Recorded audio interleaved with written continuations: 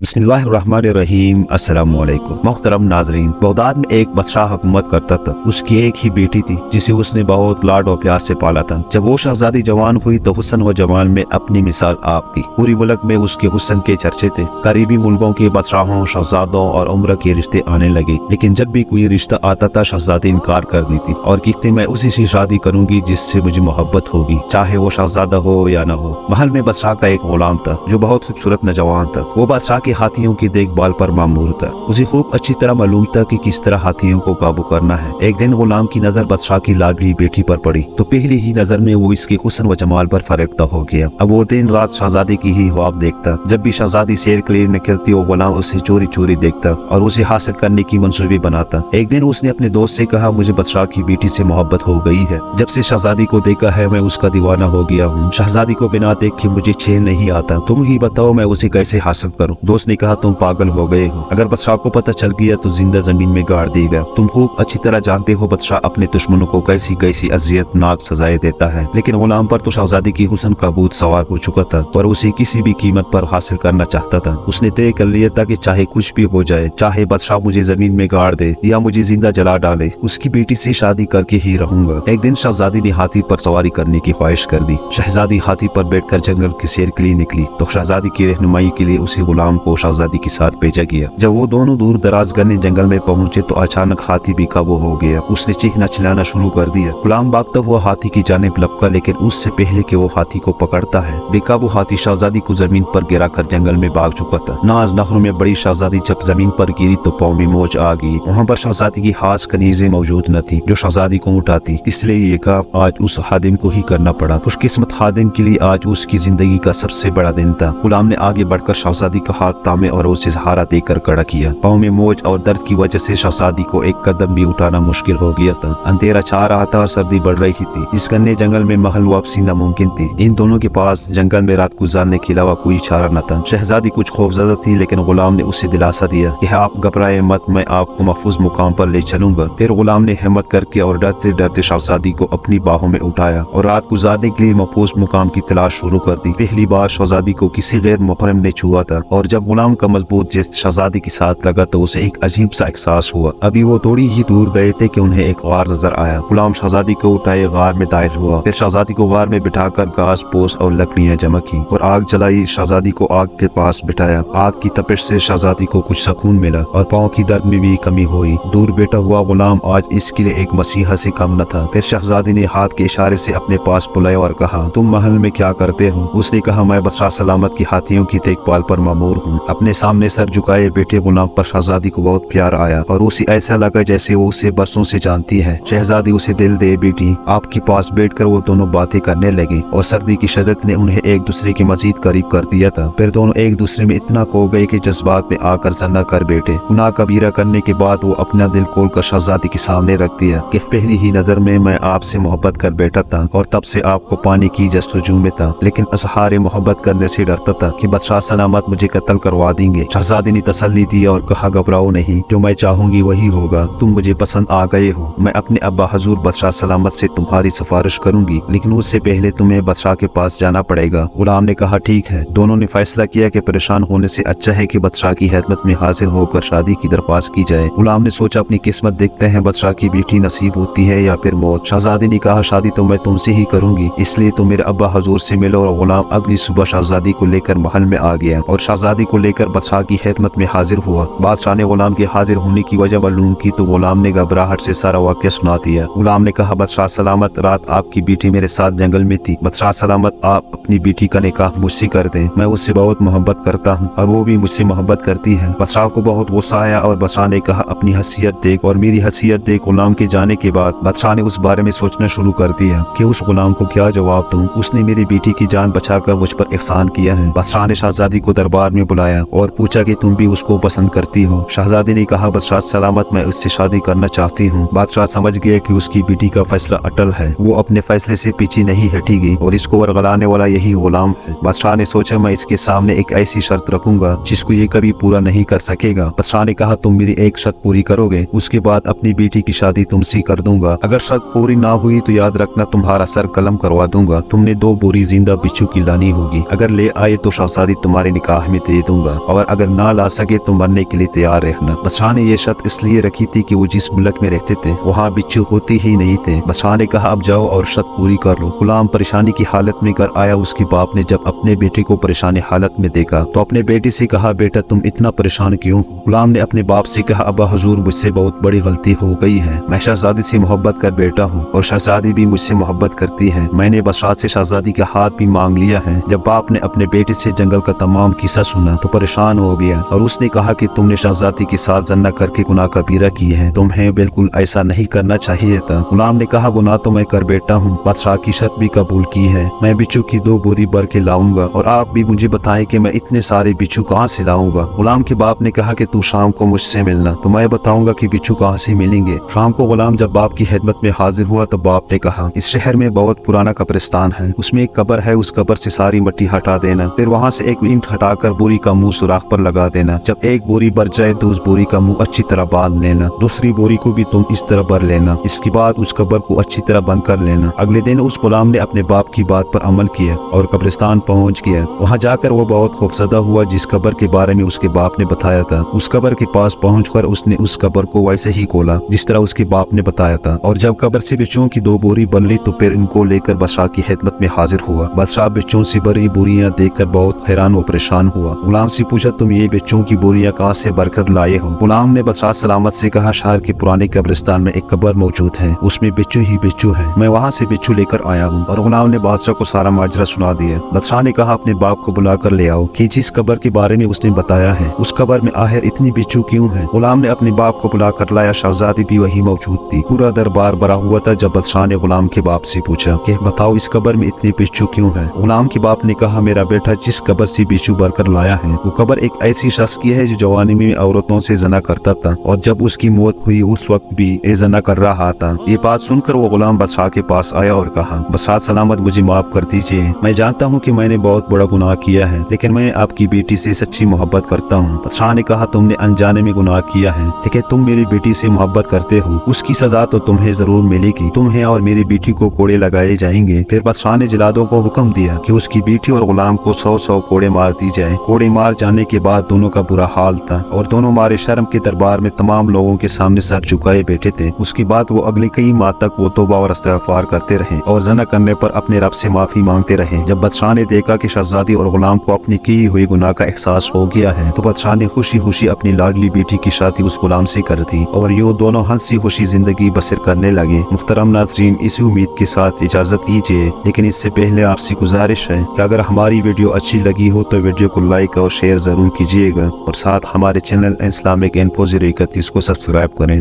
शुक्रिया।